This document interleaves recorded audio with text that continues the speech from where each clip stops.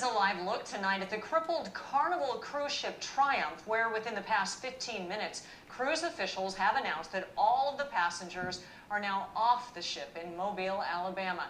After nearly 5 days at sea with no power and sewage spilling down the walls, thousands of passengers are now on buses driving to Texas and New Orleans to catch flights back home. As the Triumph pulled back into port, passengers waved at friends and family waiting on shore. 10 News reporter Steve Fiorina is here now with their ordeal and the all-too-familiar scene for some San Diegans. Steve.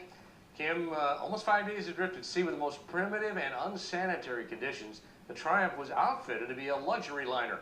It became known as a prison ship. The ill-fated Carnival Triumph stumbled into port at Mobile, Alabama, tethered to tugboats. Thousands of passengers having lived through a nightmare on the Gulf of Mexico. We had sewage coming in the bathroom. The smell was horrific. There's no AC. The heat and stench forced passengers to set up a kind of shanty town on the upper deck. A few lay down in formation to spell the word help.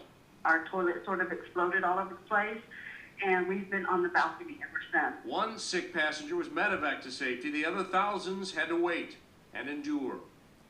Gordon Gilbreth and Chris Desaunier experienced a similar ordeal 2 years ago on board the Carnival cruise ship Splendor. It was towed into San Diego in November 2010 after an engine fire disabled all 6 diesel-electric engines. When this happened with the Triumph, it all came back. The Splendor had the same problems, a complete blackout. No power, no heat, no AC, no flushing. Then a storm hit, and people were scared.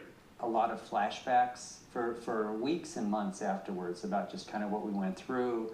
It was a very scary experience, a lot of anxiety. No cell phones either because they couldn't recharge the batteries.